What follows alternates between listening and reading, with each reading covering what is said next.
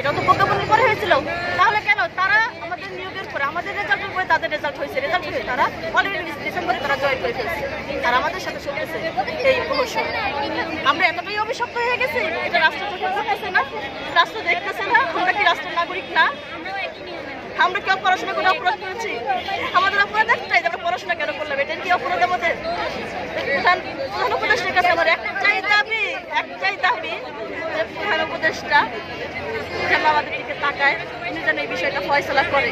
আমার কাছে মনে হচ্ছে আমাদের এই বিচারটা, এই রায়টা কিনে নেওয়া হয়েছে, বিচারকদের কিনে আমাদের রায়টা নেওয়া হয়েছে। তাছাড়া এই রায়টা ওদের পক্ষে জবাব প্রশ্নই ওঠে না। 31 জনের দাবি বেশি না 37 জনের দাবি বেশি?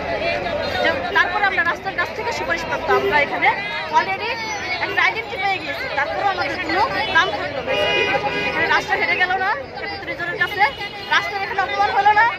আমি রাষ্ট্রের কাছে এটাই বলতে চাই, রাষ্ট্র কি অপমানটা মেনে নিল?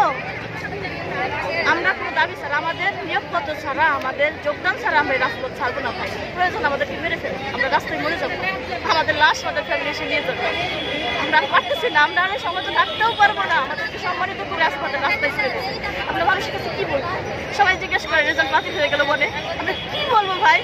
সবাইকে বলছি, মিষ্টি খাওয়াইছি সবাইরে, সবাই তাদের চাকরি হয়েছে। আজকে সবাই বাড়ি পরে সে জিজ্ঞেস করে তোমাদের চাকরি নাকি চলে গেল, এই জবাব দেওয়া যায় ভাই? বলেন দেওয়া যায়? ধন্যবাদ।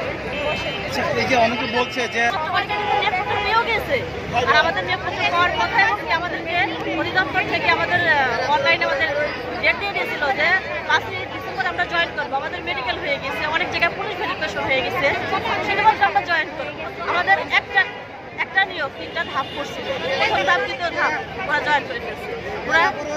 ওরা জয়েন করে ওরা স্কুলে আসছে, আমরা জয়েন করতে পারছি।